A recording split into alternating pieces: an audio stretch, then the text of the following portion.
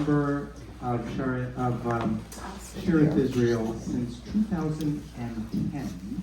Whoa. And I am very, very honored to have recently become the president of the League. The League of Sherith Israel began in 1909. So I walk on very, very broad shoulders, and I'm very, very excited about this new venture that we are all coming back to.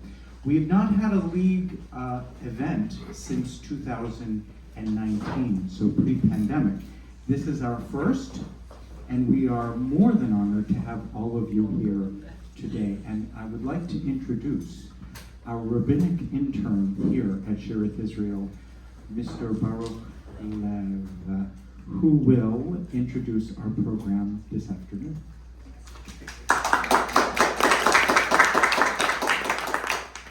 Thank you, Laurent. I'm very excited. Buon pomeriggio, as we would say, good afternoon in Italy. I have been a member of Sherith Israel since 2024. I'm very excited to speak to you today to introduce two very special people, special friends of mine. One, a very old friend, recently rediscovered, and one, a very new friend who is very dear to us today. I want to introduce first and foremost my friend Simone Sommer. Simone and I go way back. I was in middle school when Simone came for a gap year, or was it 2 years? 1 year, gap year to Maimonides in Boston. But I knew Simone's family already from the before times.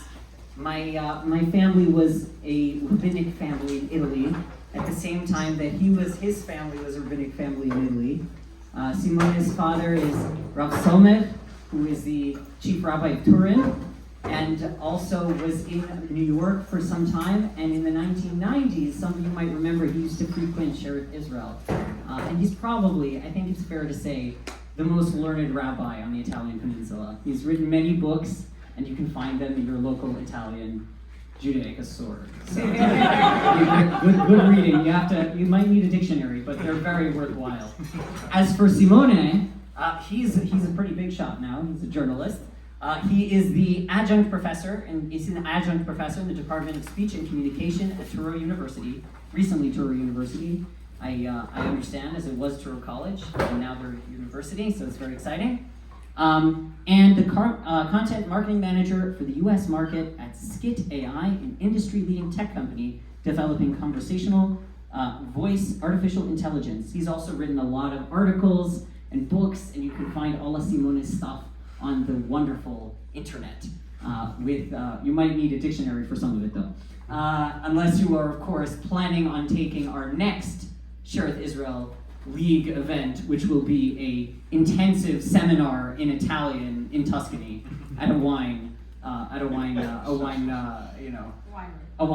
exactly. And of course, Roberto Levi, who's my new friend, who sits right in front of me in the Italian row at Sherith Israel. I was told that it's the Italian row because in the 1930s, many Jews came from Italy to the United States, and so many Yekas and Italians, so many German Jews and Italian Jews, who I can imagine the meeting of these two polar opposite cultures in one space. Must have been something to behold.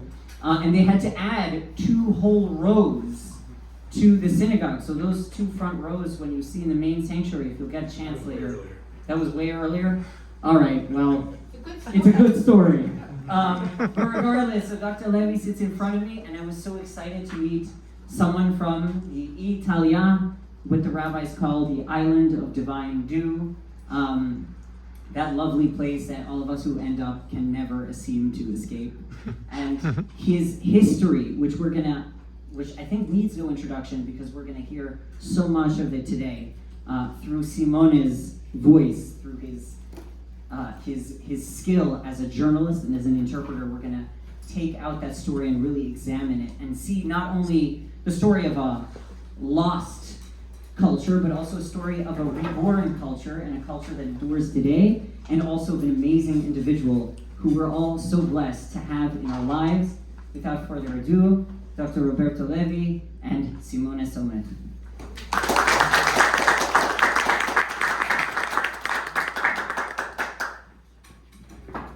gonna try without the microphone. Do you prefer that I use the microphone? You're okay.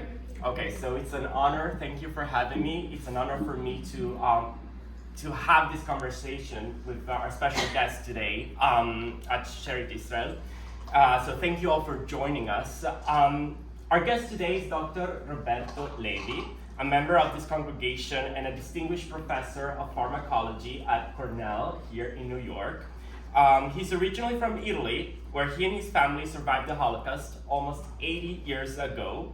And today we'll hear about the Levi's pre-war life in Milan, their escape to a tiny village in the Alps during the Nazi occupation of Italy, the liberation of Italy from the Nazis, life in post-war Italy, both in Milan and Florence, and then his arrival here in the United States. So Dr. Levi has been living in New York since 1966, but he's remained deeply connected to his Italian roots, his Italian friends, and also the Italian family, the brave Italian family who hid his family and himself during the war.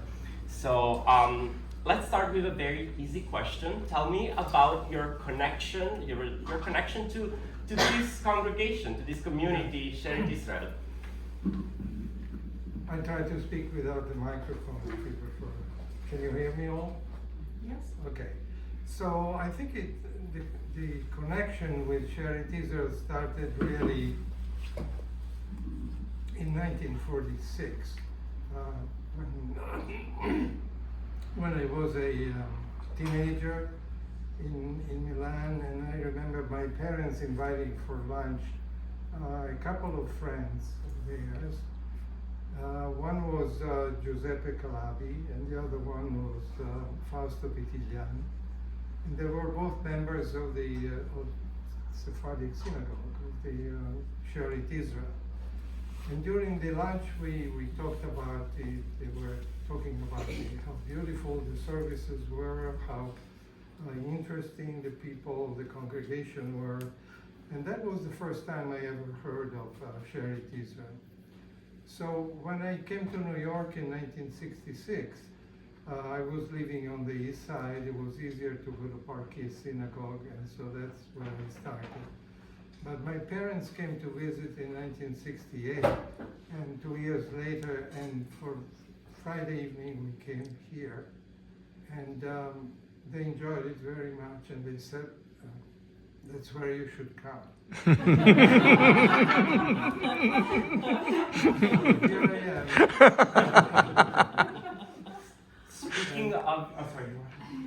Go ahead. No, speaking of your parents, let's go to the very beginning. I'm curious to hear about those early years in Milan.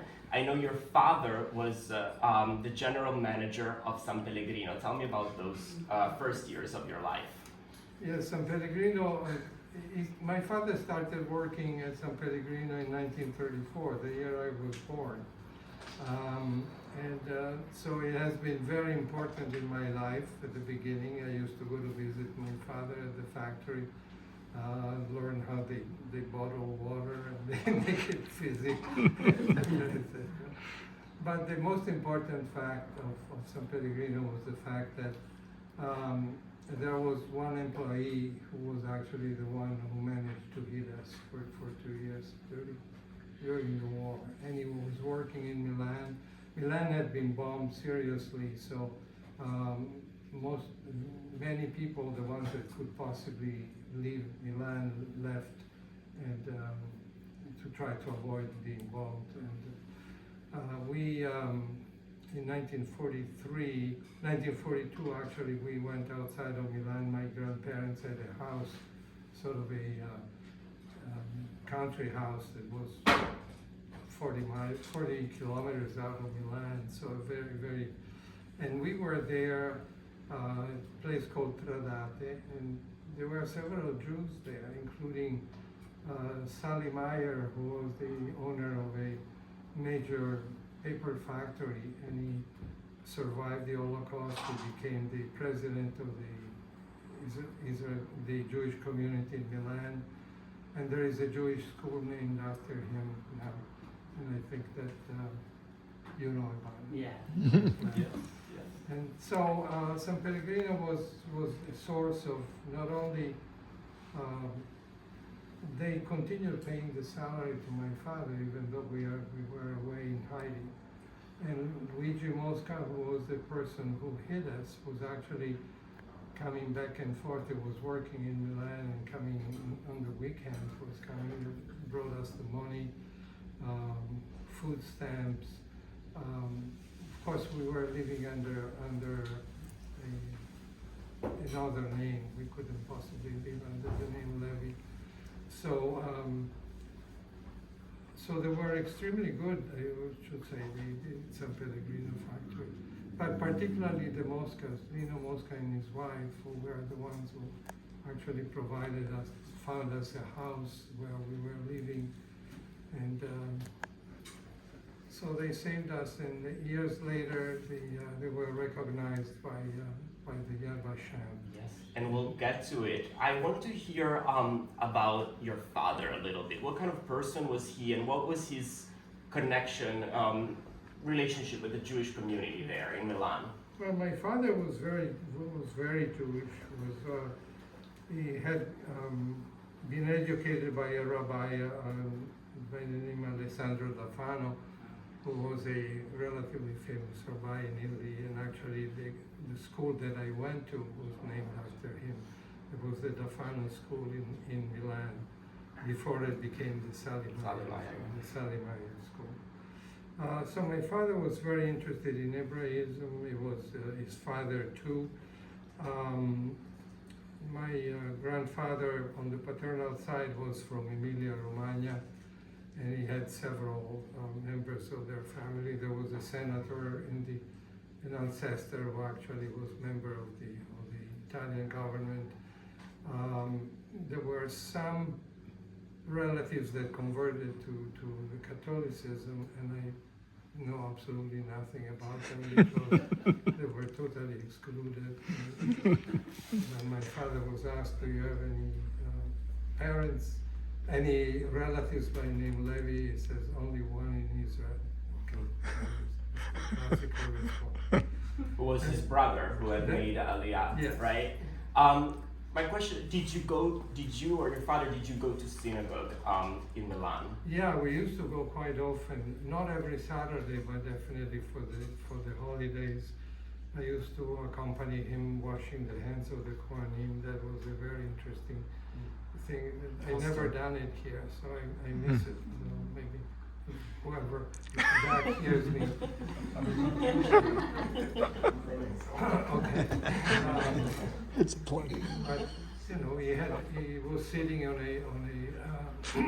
a seat that had the name of his father still, and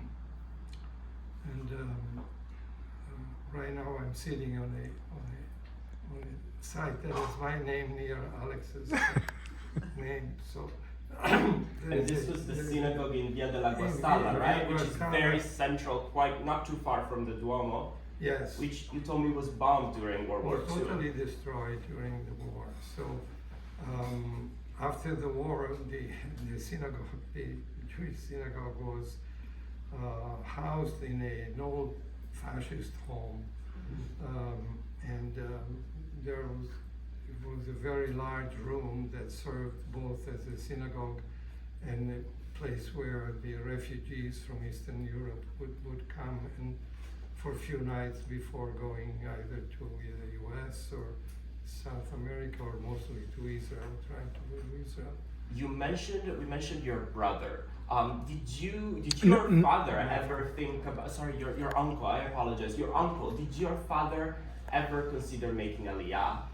Well, there was a point in 1937, 38, 39 when it was obvious that many of the Italian Jews were leaving the country. On my mother's side, her sister left for Argentina. My uncle, well, I must say that both my father and my uncle were extremely Zionist since the very beginning. So for my uncle, it was really his dream to. He had gone to university He had an engineering degree in electrical engineering, so he decided to go to what was called Palestine in those days. And he did very well, I mean, particularly after the war. Sorry. I don't know exactly how he survived during World War II. I know that they were extremely scared during World War II because when the Germans were advancing in North Africa and they entered Egypt, they were very afraid that they would come up. So they had plans to try to escape to Lebanon. That fortunately never happened because General Montgomery managed to stop the invasion of the Middle East by the Nazis. But so my father eventually decided to stay in Italy. There were some talks of going to some country in South Africa. I don't remember even the name. That didn't last too long. They considered going to Argentina as well. Sorry. And so we stayed in Italy. Of course, during the war, it was terrible because our relatives in Argentina or in Israel didn't know absolutely anything about us. And after the war, I still remember very vividly the return, first of my aunt, and I remember we went to the station, to the central station in Milan. She was coming from Paris by train. She had taken a plane from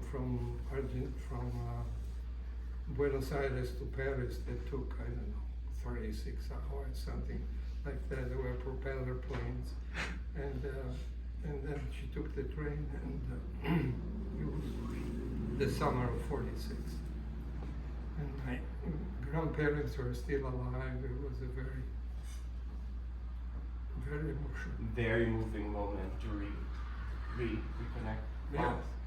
And then when my uncle first came, that was a few months later, and I hardly remembered him because he had left when I was about 4 years old. And it was a very interesting man. I liked him very much.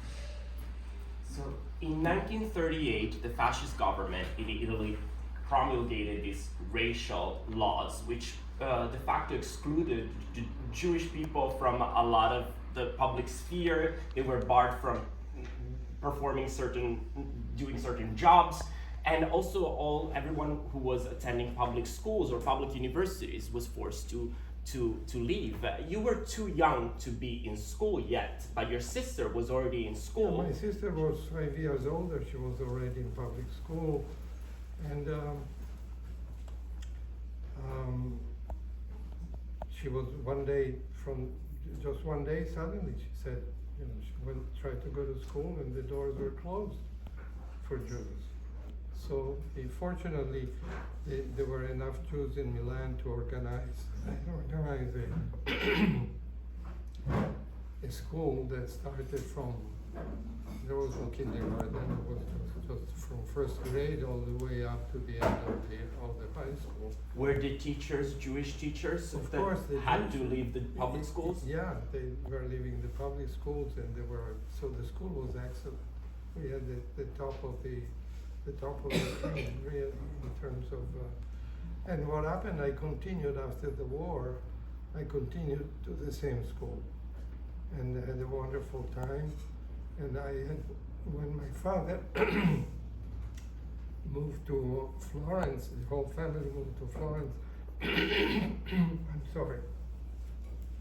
At the end, was almost at the end of my high school, next to last year, I finally went to public school. Yeah. So, with the interruption of 3 years during the war, in which I didn't go to school at all. I was schooled by two teachers in the mountains in a very interesting way. I learned a lot from them, but it was just Italian. There was no math, nothing else. So your parents were very attached to Italy. Was that, I imagine it must have been a really big shock to the racial laws in 1938. Yes. And how did your family adjust to that change? Well, fortunately, my father continued to work at San Pellegrino. They kept him there. But all the professors and all the engineers and all the lawyers and all the professional people couldn't have a job. You couldn't have any servants unless they were Jewish. You couldn't have a radio. There were many things that you were, all the real estate was confiscated. So it was kind of, and as a child playing with children that were not Jewish, it was clear that they looked at me in a different way. Yes. And with a name like Levi, it was clear who I was. Right. Ridiculously enough, my first name, Roberto, was popular, and for the fascists, because the fascists were allied with the Germans and the Japanese.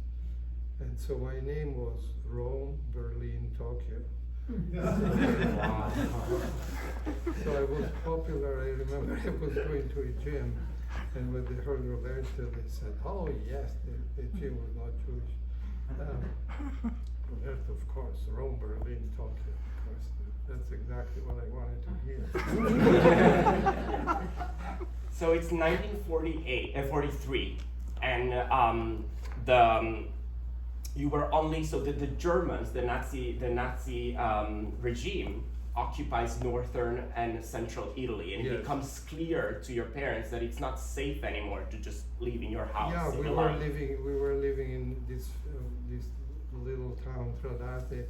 There were some other Jews.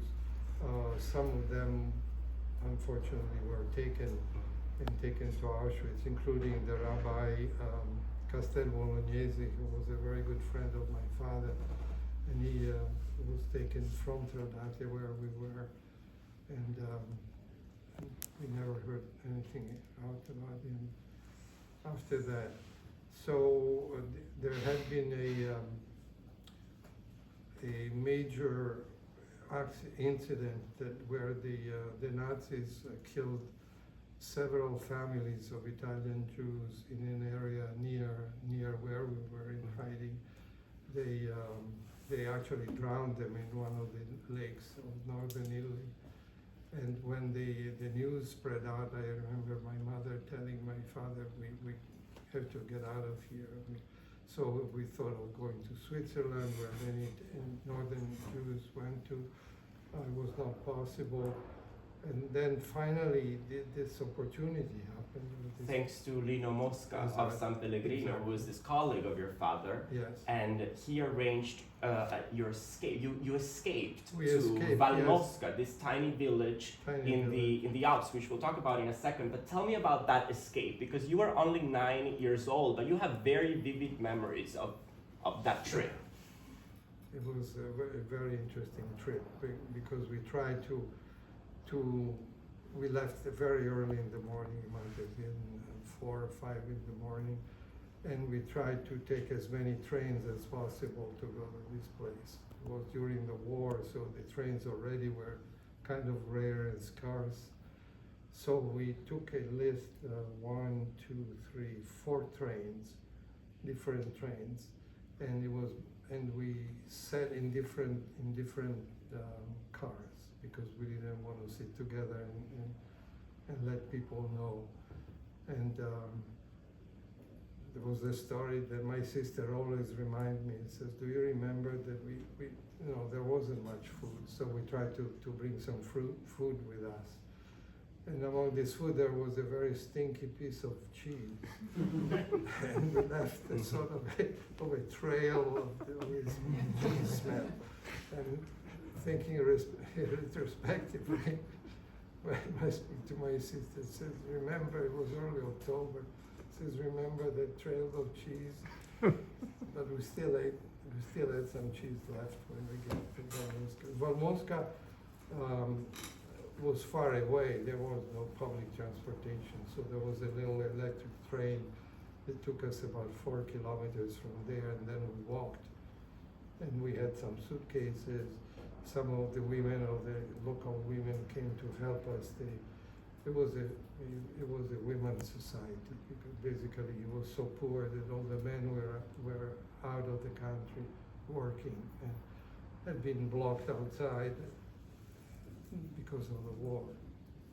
So it was a women's society, and they used to carry incredible weights, cut trees. They used to do all the things that normally men do. So they helped us. We got installed in this house. This house was owned by a very old lady. She was in her mid-90s. She was almost blind, but she didn't know anything, who we were or anything else. So, but the Moscas had arranged for us to, and we paid a little rent. I don't know the details, but it was and I went to revisit the house several times after the war. You did.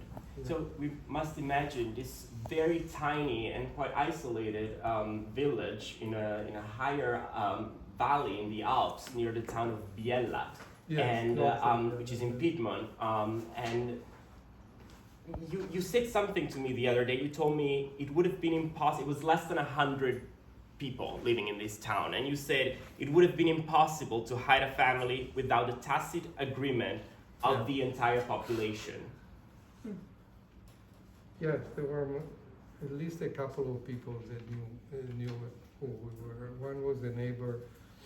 Her name was Maurina. We became very good friends. Her husband was a Marine officer, and he had got stranded in Venezuela. He couldn't leave, and so she was alone with 2 kids. One was my age, Piero, and the other one was Renzo, was a little younger. And with Piero, we had a very good friendship. We played together. He was kind of a churchy guy, and he loved going to church. He was showing me all these memorabilia about this Holy Communion and everything. Right. And he wanted to play to make a trash, for Christmas and everything else. So it was an interesting situation. And but the mother knew who we were, and it happened that we had a couple months after we were in the valley, there was an incident in which a lot of Nazi troopers came up, and they were trying to find an anarchist who was living in the village, who then was found and killed. And there is actually a very nice plaque on the village now with his name. It was also called Moscow. Almost everybody was called Moscow in Valmosca. So there were rough years. It was hard to get food. Yeah. It was also very cold. You didn't really have. Very cold. We had a stove. We had a stove with. We collected the wood for the stove, but there was no. Right. Yeah. But how did you? I know you managed to continue your education here and there, Yeah. thanks to your father and a few other young people.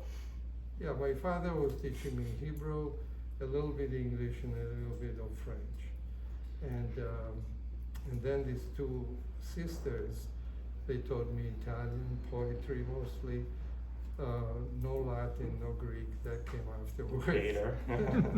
How did you stay informed? Were you at all aware of what was going on in Italy, in the rest of Europe, and also to Jews in Europe? Well, Jews in Europe, we only heard that they are taking them to Poland. That was, quote unquote, that's all what we knew. And we knew of some families that had been killed by the fascists or the Nazis previously. There were some newspapers that used to come. I remember December 2nd of 1943, there was this huge title that said the Jews have to go to the authorities and be. And I remember that my grandmother, who was with us during those years, was extremely upset. And she said, we have to do it. And her father said, no way. No way. No way, absolutely not. That's the craziest thing to do. Right. The last few months there were particularly tough. There was a lot of fighting between the partisans and the Repubblichini, who were the soldiers fighting on behalf of the fascist, of Hitler's puppet government in Salò. So at one point, you told me in January and February of 1945, the Repubblichini even managed to gain control of the valley. Oh, the valley. And at that point, you couldn't leave your house. It was too dangerous, right? It was too dangerous. We were, most of the time we were in, except maybe trying to go and get some food or some stuff. I remember once with my mother, we were stopped at a block by the fascists. And of course my parents had fake IDs, but my father's had a good one. He made him born in Barletta, which is all the way down in Puglia. And the reason why he was born in Barletta was because it was occupied by the Allies, so they couldn't possibly check whether the census. And my mother's was born in Pescara, which was just on the line, but my mother's documents were not too good. They were not very well counterfeited. So we had a very scary moment. They held us for about 45 minutes or so, and then finally they let us out. But I remember it was really hard. This was either January or February of 45.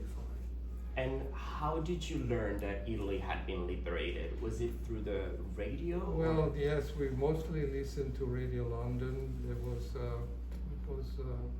the neighbors had it. They kept it all the way in the basement so that it couldn't be heard, because it was very highly disturbata. How do you say that? There was a lot of interference? There's a lot of interference that was made by the fascists, so that number one, it was difficult to hear it. Number two, it was loud enough that if people heard it, it was clear that we were listening to Radio London, and immediately fingered as somebody who... Right, because it was used also by the resistance. It was used by the resistance. Coded messages and... Coded messages, very strange messages like l'autunno è freddo, the fall is cold. And that meant that they were, dropping by parachute, they were dropping stuff for the resistance, Aid, yeah. So you learned, how was that day, that moment when you learned that Italy had been Well, we liberated? heard, we knew that things were happening. I think the very first thing that we heard was that the resistance had declared a general strike in northern Italy. And I didn't understand that the general strike really meant that everybody was leaving the factories and going into the streets to revolt against the Germans and the fascists. Yeah. So we knew that was coming. But then finally we heard that northern Italy had been liberated even before the Allies arrived. And that's what is celebrated now as the April 25th, which is a debated holiday in Italy these Right. days, unfortunately, because of the fascist government that is Right, it's Festa della Liberazione. exactly. After the war, you spent a few months in Biella to attend school there, and then you Yes. reached your parents in Milan. And how was post-war Milan, and how was it to gradually learn more about what had happened in the Holocaust? Yeah, it was little by little we started knowing exactly what had happened. I remember going to to a documentary presentation of a documentary. My parents were actually trying to cover. Your eyes. Sorry. It's okay. We can move on. Trying to cover my eyes because they didn't want me to see. Do you remember anything from your bar mitzvah? My bar mitzvah was in 1947. It was Milan was half dark because there was not enough power, electric power. So it was celebrated by the lights of what is called carburo. I don't know what it is. It's a gas that is cheap gas. And I still remember my sister and I used to kid that the following day there would be a line on the newspaper saying two kids blown up by one of those lamps. We used to laugh about it. When the time came, we're almost at time, but I really want to get to the conclusion of the story. When the time came to, so first of all, your family moved, after a few years later, your family moved to Florence, where your father received a job offer to be kind of the general manager of Fila, the pencil factory. And you moved to Florence, where you started attending Liceo Michelangelo, a public high school. And how did you decide what to study in university? Well, that was interesting. I started loving science when I was in high school in Milan, but it wasn't clear what I wanted to do. We had a very interesting teacher that sort of taught me the beginning, you know, the skeleton, the various organs, etc., etc. I was fascinated by that. And then science in Florence, no, it was no good. No math, no science. It was mostly classical lycée, lots of English, lot of Latin, a lot of Greek. 8 years of Latin and 5 of Greek. Translations directly from Greek into Latin. And it was a lot of history of art, of course. But so my father loved the engineering because his brother was an engineer. He says, why don't you think about engineering? So I ended up in the engineering school and didn't like math at all. This goes for my granddaughter who's a math. And your father also told you, don't study law because we're Jewish and we have to be able to move around as needed. That was one of his things. So after 1 year of engineering, you're like, No, I'm good. It was actually one of the professor of analysis mathematica, as they call it. It was Calculus. who told me, he says, Levi, he called me my last name, you're in the wrong. Why don't you try to do something else? And I did. So at this point, my father was convinced that I could do whatever I liked. So I went to medical school. Years later, you got the opportunity to move to Baltimore on a postdoctoral fellowship with Fulbright, and that's where you kind of... Yeah, what happened was that I did when I was, in Italy, medical school is 6 years, so it includes college and medical school together. So there was one particular discipline, which was pharmacology in the 4th year, that I really liked. I really fell in love with it. So I did an honors thesis in that, worked in pharmacology after I graduated in medicine for 1 year, and then had the opportunity to come to the US for a postdoctoral fellowship that was at Hopkins. So, those were the years of the thin cows in Italy and the fat cows in the US. So science was applied, was supported largely by the federal government. Everything was organized, and I loved it. I really loved it. So I had the opportunity to come back, but I didn't have the visa to come back. So I had to wait 2 years, at least 2 years. I waited 3, and then I came back. I had several offers, somewhere pharmaceutical industry, somewhere universities, but my wife wanted to come to New York. New York. So Baltimore was okay, but New York was the real deal, right? So you stayed in touch with the Moscas, and my last question is really about that, about the relationship with the Moscas over the years, and also in 2012, you stated before, Yad Vashem, the Holocaust Memorial in Jerusalem, awarded Lino and his wife Maria Mosca righteous the righteous, they named them righteous among the nations, and they gave a medal to their daughter Elena, who was there while you were hiding. She was kind of your sister's age, right? And the ceremony was held in Valmosca. There was this incredible ceremony. I have a book with photographs. Unfortunately, I couldn't attend. And my sister were there, all of her family, and the Moscas, they had passed away, but Elena was there.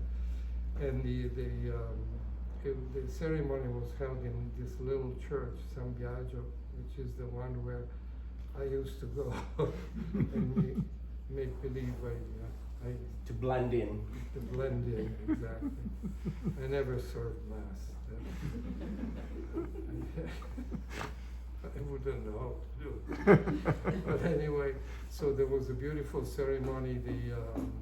Not the ambassador, but a consul, an Israeli consul from Rome attended, and I have all the pictures that I look at very often, and so my nephew was the one who actually organized the whole, because there was a lot of documentation needed for the Yad Vashem, and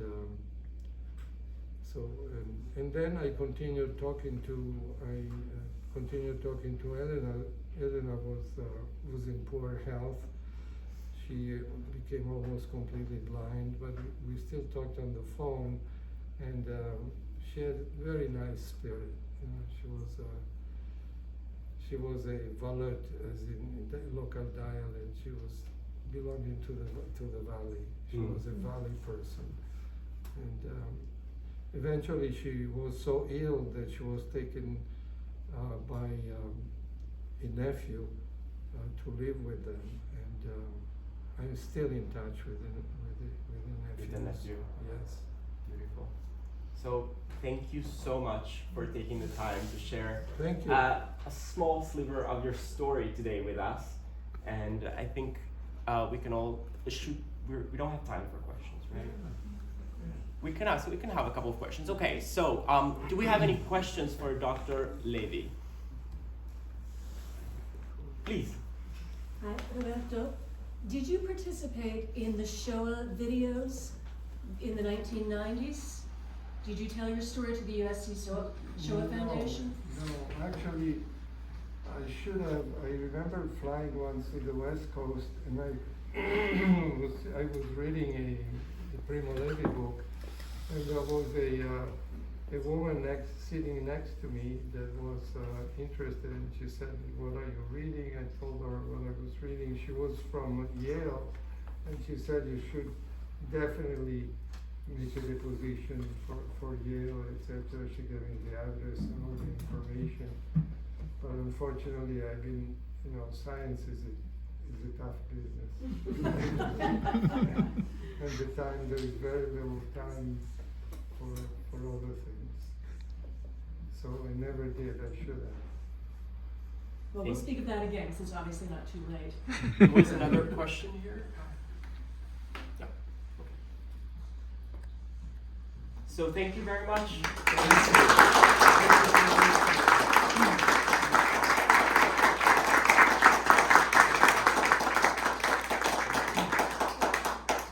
Okay, so we are going to move on to another presentation, which I have to set up a little bit. So I'm going to tell you a little bit about how we got to this event while I'm making this happen, or not.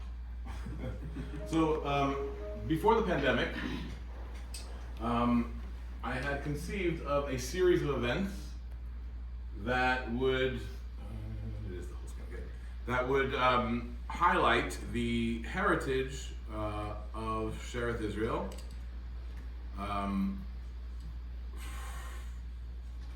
Okay, can people see it? Yes. I mean, maybe that corner can't see it so well. That's okay. Okay.